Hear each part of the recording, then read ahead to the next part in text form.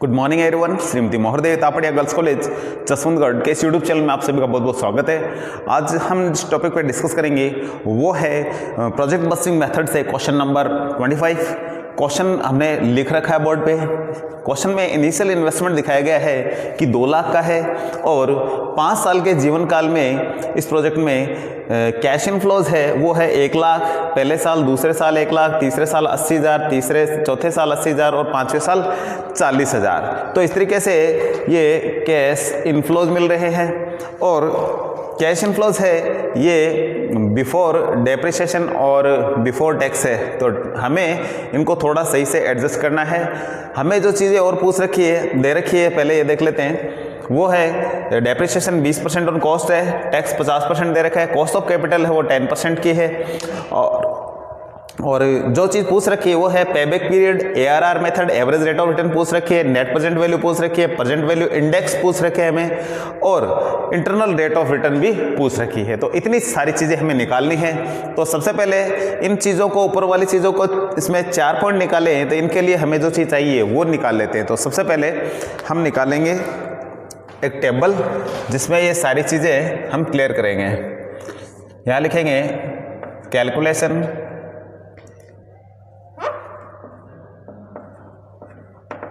Calculation of present value and cumulative cash inflows भी हम साथ में निकालेंगे एंड कॉम्युलेटिव कैश इनफ्लो। तो ये चीज़ें हमें निकालनी है। तो सबसे पहले हम निकाल लेते हैं, हमारा कैश इनफ्लोज है, साथ में एक चीज़ और निकालें वो है नेट कैश इनफ्लोज। तो calculation of present value and net cash inflows साथ में ही हम निकालेंगे और कॉम्युलेटिव कैश इनफ्लोज भी एंड नेट कैश इनफ्लोज। तो सबसे पहले हमें जो चीज़ लिखनी है वो लिखना है ईयर का एक कॉलम बनाना है। इसके बाद में जो चीज़ बनानी है वो लेनी है हमें कैश इनफ्लोज।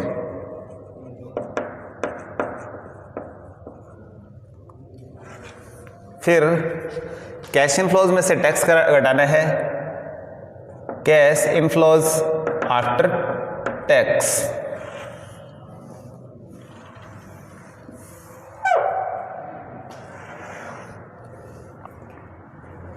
हमें जो कैश इनफ्लोज दे रखे हैं ये आफ्टर डेप्रिसिएशन के दे रखे हैं। ठीक है, हमने एक चीज़ लिखना है भूल गए, ये आफ्टर डेप्रिसिएशन है, कैश इनफ्लोज आफ्टर डेप्रिसिएशन है। तो हमें लेना है वो बिफोर डेप्रिसिएशन लेना है। ठीक है, लेकिन टैक्स नहीं घटाया हुआ है तो इसलिए इसमें से टैक्स घटाएंगे और डेप्रिसिएशन ऐड करेंगे। Cash inflows before Depp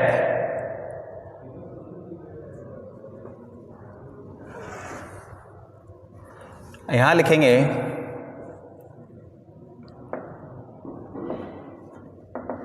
cumulative cash inflows और यहां लिखेंगे 10% PV फैक्टर और प्रेजेंट वैल्यू। इतनी चीज़ें हमें एक साथ ही निकालनी है। अब सबसे पहले जो चीज़ हमें निकालनी है उसकी बात कर लेते हैं। तो सबसे पहले तो हमें ईयर लिखना है। कितने ईयर दे रखे हैं? ये है 1, 2, 3, 4 और 5। 5 साल दे रखे हैं। कैश इनफ्लोज है, आफ्टर डेप्रिसिएशन है ये 1 लाख, फिर 1 लाख अगले साल भी, फिर 80,000, फिर 80,000 और फिर लास्ट में है वो है 40,000। इसमें से हमें क्या घटाना है? सबसे पहले इसमें टैक्स घटाना है। टैक्स की रेट दे रखी है 50%। ठीक है, तो कैश इनफ्लोज आफ्टर टैक्स, ठीक है, ये 50% टैक्स लिख देते हैं, रेट है जो। तो इसका 50% घटाएंगे तो यहाँ ये 50,000 आ जाएगा, इसका भी 50% घटा देंगे तो 50,000 रह जाएगा, इसका 50% घटा देंगे 40, इसका भी 40 और इसका रह जाएगा 20,000। हमने 50% टैक्स घटा दिया इनमें से। अब वापस कैश इनफ्लोज बिफोर डेप्रिसिएशन लेना है हमें, ठीक है, कैश इनफ्लोज बिफोर डेप्रिसिएशन। इसमें हम क्या करेंगे, डेप्रिसिएशन जोड़ेंगे। डेप्रिसिएशन कितना होगा, यहाँ लिखते हैं डेप्रिसिएशन कॉस्ट हमारी थी 2 लाख और इसका 20% है, तो इसका 20% होता है 40,000। तो डेप्रिसिएशन हमें सीधा दे रखा है 40,000, हम सीधा इसमें जोड़ देते हैं। तो 40 और 50 जोड़ेंगे तो हो जाएगा 90,000 इसमें, और सब में 40-40 जोड़ना है। या इसमें कैश इनफ्लोज बिफोर डेप्रिसिएशन है, या इसको प्लस डेप्रिसिएशन भी लिख सकते हैं, कैश इनफ्लोज प्लस डेप्रिसिएशन। और ये भी यहाँ 90,000 40,000 सब में जोड़ना है, यहाँ 80,000 हो जाएगा, यहाँ भी 80,000 हो जाएगा और यहाँ 60,000 हो जाएगा। कॉम्युलेटिव कैश इनफ्लोज निकालेंगे जो कि पेबैक पीरियड के लिए हमें चाहिए। 90,000 सबसे पहले, 90 और 90 हो जाएंगे 180, 180 80 ये हो जाएंगे 260, और 260 और 80 हो जाएंगे 340, और 340 और 60 हो जाएंगे 4 लाख। तो इस तरीके से ये टोटल कैश इनफ्लोज का है, ये 4 लाख आता है। एवरेज निकालेंगे क्योंकि आगे की मेथड में हमें ज़रूरत पड़ेगी।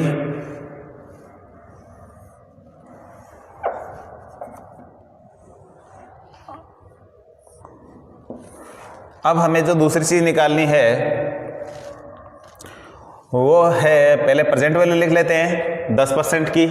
तो 10% की जो प्रेजेंट वैल्यू है वो पहले साल की आती है 0.909, 0.826, 0.751, 0.683, 0.621। तो इस तरीके से ये प्रेजेंट वैल्यू है, और सॉरी ये पी फैक्टर है। 1 रुपये की वैल्यू ये होगी पहले साल में, और दूसरे साल में ये आज की तारीख में ये है, तीसरे साल में इतनी होगी, और चौथे साल तक यदि चलता है तो ये। तो इस तरीके से 1 रुपये की वैल्यू दे रखी है आज की तारीख में। कैश इनफ्लोज हमारे ये है, इनको हम इनसे गुणा करेंगे और यहाँ लिखेंगे, ठीक है, ताकि प्रेजेंट वैल्यू हमारी जो आ जाए। तो मैं क्या करता हूँ, कैश इनफ्लोज हमारे आए हैं जो, ठीक है, इनको सबको मैं इससे जो पी फैक्टर है, इनकी रेट दे रखी है 1 रुपये की अलग अलग वर्षों के लिए, इनसे मैं गुणा करके यहाँ लिखूंगा। तो मैं कैश इनफ्लोज है बिफोर डेप्रिसिएशन, इनको इससे गुणा करके यहाँ लिख रहा हूँ, ठीक है। तो हमने इनका सबका कैलकुलेशन कर लिया और टोटल भी कर दिया है। तो ये जो कैश इनफ्लोज थे आफ्टर टैक्स बिफोर डेप्रिसिएशन, इनको जो 10% की जो पी फैक्टर की रेट दे रखी है इससे गुणा करके, अरे यहाँ आगे लिख दिया हमने, इनका टोटल कर लिया है, यह है 3,08,130। अब हमें जो जो चीज़ चाहिए वो सारी चीज़ निकालेंगे। हमें जो चीज़ पूछ रखी है यहाँ उनके अकॉर्डिंग ही चलते हैं। तो सबसे पहले मैं जो चीज़ पूछी है वो है पेबैक पीरियड। तो पेबैक पीरियड में जो चीज़ हमें पूछ रखी है उसके बारे में बात करें। नंबर 1,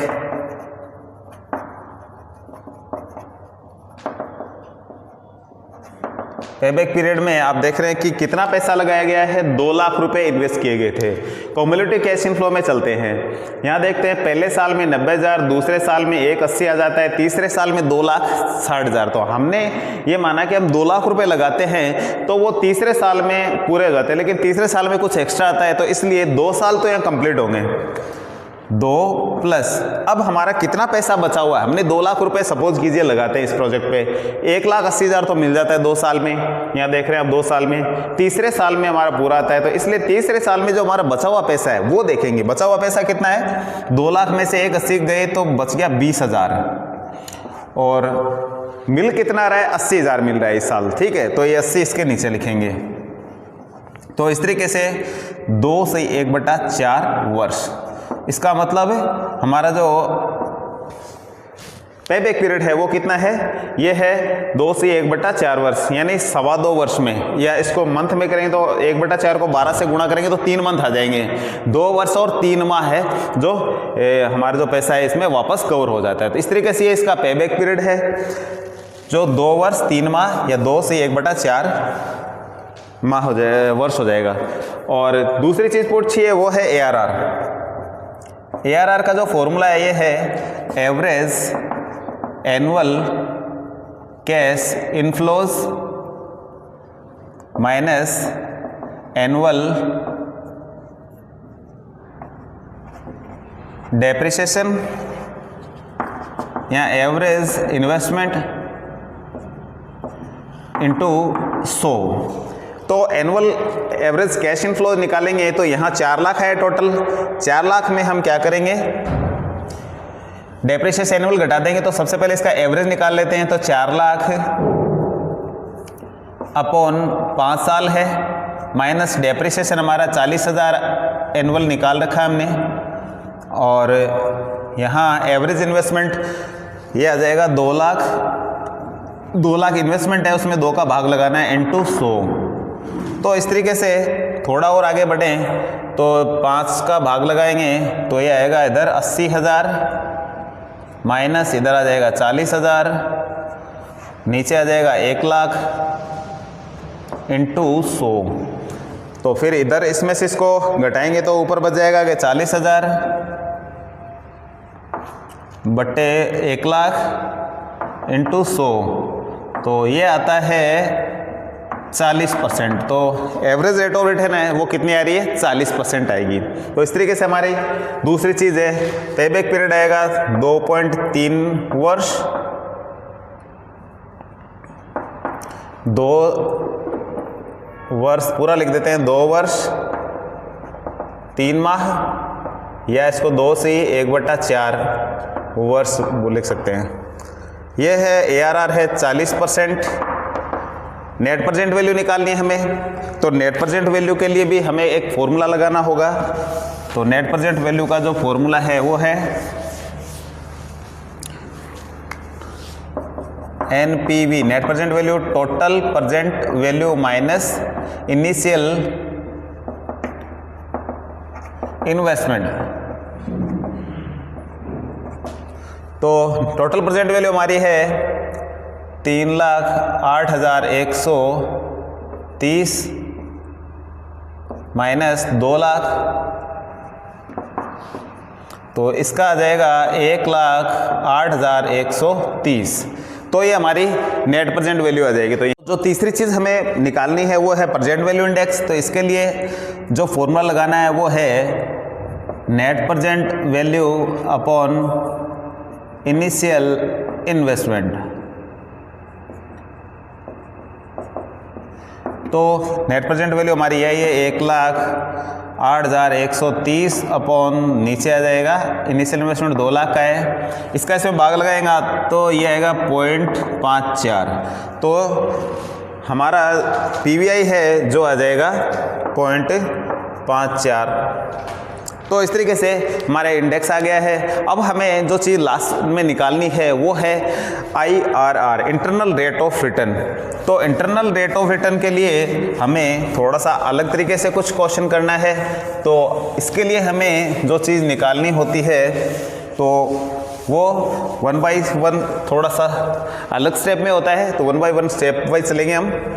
IRR मेथड के लिए हमें सबसे पहले फर्स्ट स्टेज में क्या लिखना है वो है PV factor.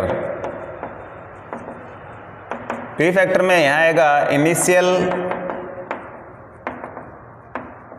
Investment upon average annual cash average annual cash inflows.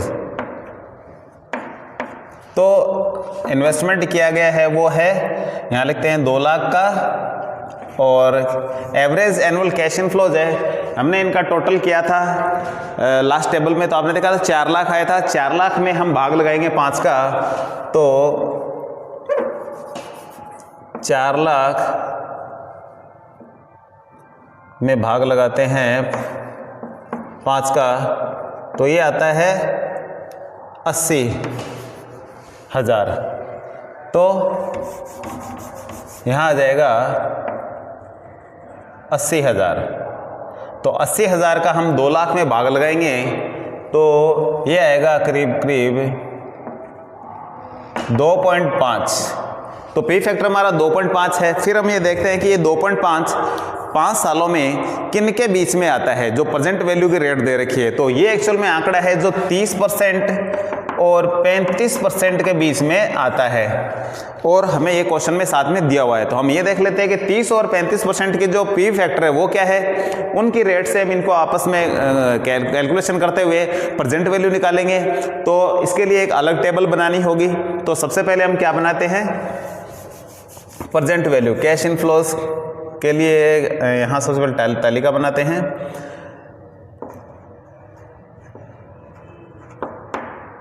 Calculation of present value. तो ईयर यहाँ लिखेंगे 1 2 3 4 5। पी फैक्टर लिखेंगे 30% का, और यहाँ लिखेंगे प्रेजेंट वैल्यू।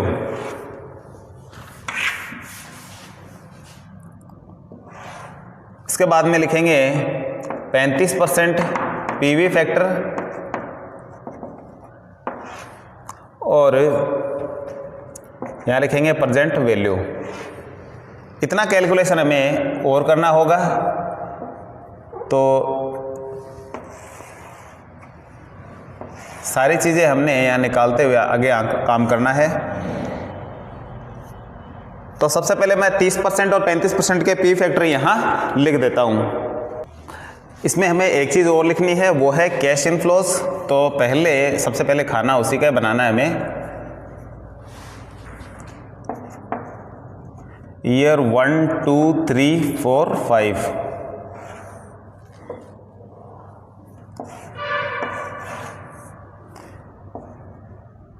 Cash inflows. तो आप जानते हो पीछे वाली टेबल में हमें सबसे पहले 90,000 था, फिर 90,000, फिर 80,000, फिर 80,000, और फिर 60,000। हमने इस क्वेश्चन में जो पहले टेबल बनाई है उसी से ये आंकड़े लेने हैं। अब हम 30% की यहाँ वैल्यू लिखेंगे, और साथ में यहाँ इसको मल्टीप्लाई करके भी लिखेंगे, और यहाँ 30% की वैल्यू लिख करके फिर मल्टीप्लाई करके कैश इनफ्लो से प्रेजेंट वैल्यू वाले खानों में लिखेंगे। और ये सब कैलकुलेटर के सहायता से हम करते हैं।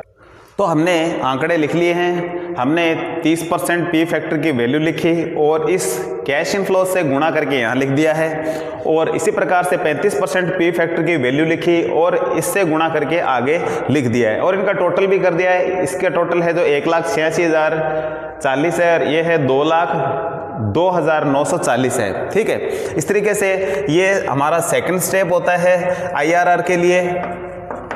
IRR मेथड के लिए ये सेकंड स्टेप, और थर्ड स्टेप में एक फॉर्मूला लगाते हैं हम, वो लगाएंगे IRR is equal LDR plus P1 minus O P1 minus P2 into HDR minus LDR। ये सारी चीज़ें हमारे पास उपलब्ध है। LDR ये लोवेस्ट डिस्काउंट रेट होती है, ये 30%, और हाईएस्ट डिस्काउंट रेट ये है 35। इनमें दोनों में जो बड़ा होता है हाईएस्ट है, और जो कम है वो लोवेस्ट डिस्काउंट रेट है। तो ये तो LDR है, ये HDR है। P1 ये आंकड़ा इसका बड़ा वाला, और छोटा आंकड़ा है वो ये है P2। तो इस तरीके से ये सारी चीज़ें आ चुकी है। O है जो इन्वेस्टमेंट है, आउटले है। तो सारी चीज़ें एक बार लिख लेते हैं। यहाँ लिखते हैं LDR ये है 30% प्लस P1 है जो ये 2,02,940 माइनस आउटले या इन्वेस्टमेंट हमारा वो है 2 लाख का। फिर नीचे लिखेंगे 2,02,940 माइनस 1,86,040 इंटू HDR हमारी है 35 माइनस 30। तो इस तरीके से इसको थोड़ा और आगे बढ़ाते हैं। तो ये आ जाएगा 30 प्लस ये 2 लाख में से ये घटा दे, 2 29, 2,02,940 में से 2 लाख घटाएंगे तो आ जाएगा 2940। यहाँ इसमें से इसको घटा देते हैं तो ये आ जाएगा 0 में से 0 0, 9 में से 0 ये आएगा 9, 2 में से 6 नहीं जाएगा तो ये 12, 12 में से 6 जाएगा तो 6, इधर आ जाएगा 9, 9 में से 8 घटाएंगे तो 1 और 1 में से 1 0, ये 16,900 आ जाएगा इंटू ये आ जाएगा इधर 5। तो इधर हम थोड़ा कैलकुलेशन कर लेंगे और ये 2940 को पहले 5 से मल्टीप्लाई करके 16,900 का भाग लगा के देखते हैं कि कितना आता है। तो ये जो वैल्यू आ रही है ये आ रही है 0.87। तो यहाँ मैं इसको थोड़ा आगे लिखता हूँ, ये आएगा 30 प्लस 0.87 इज इक्वल 30.87। तो ये IRR है जो इंटरनल रेट ऑफ रिटर्न है जो 30.87% आएगी। तो इस तरीके से हम इस क्वेश्चन को कंप्लीट करते हैं। तो आज के वीडियो में इतना ही, मिलते हैं नेक्स्ट वीडियो में। तब तक के लिए धन्यवाद। अपने वीडियो को लाइक कीजिए, वीडियो को शेयर कीजिए, यदि चैनल को सब्सक्राइब नहीं किया है तो जरूर कीजिए।